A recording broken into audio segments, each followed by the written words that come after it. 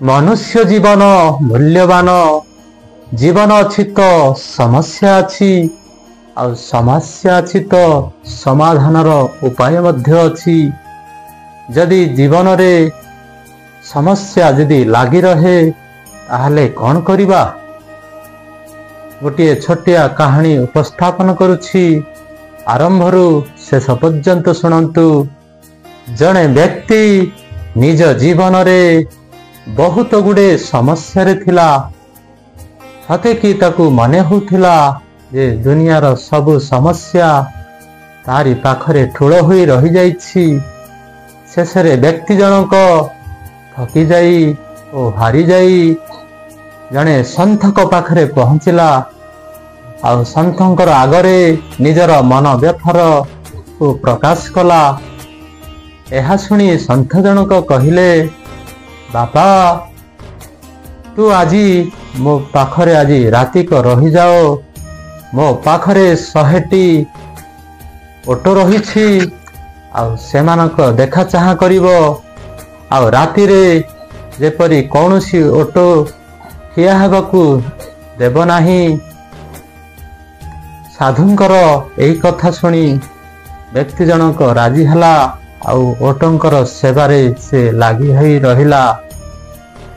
ता परदिन सकाळ हेला जेतेबेले साधु संथ जनक उठिले। व्यक्ति संथंक पाखरे पहुंची तांकु कहिला, हे महाराज मु तो आजी राति सारा ऑटो मानकु बसाइबारे बहुत हैरान होई गली। गोटे ऑटो को बसाइला बेलकू आउ गोटे ऑटो ठिया ही पड़ुथिला। एहीपरी ऑटो मानकर बसिबा उठिबा राति सारा लागी रहिथिला।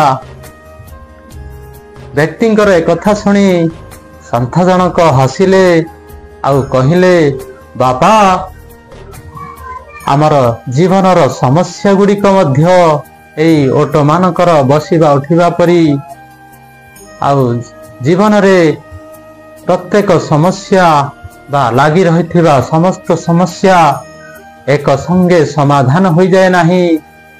एई जीवनर समस्या भितरे आमे निजकू आनंद रे रहिबार शिख, नहले तुम जीवनर समस्या एई ऑटो मानकर बसाइबा आउ उठाइबा परी एभरी लागी रहिथिबो। संथंकर एक कथा सुनी व्यक्ति जनक बुझी पारिथिला आउ निज जीवनर समस्या को चेष्टा करिथिला दूर करिबा पई। आमर उपस्थापित एई विषयटी यदि आपनक पई हृदयस्पर्शी प्रेरणादायक नीति शिक्षा होइथे ताहले आमर चैनल को बहु मात्रा रे शेयर करंतु आउ निज जीवनर प्रत्येक समस्या को साहस धैर्यर सहित चेष्टा करंतु सुधारिबा पई पालन करंतु। जीवन रे सुखरे रुहंतु आउ निजर समस्या को दूर करंतु।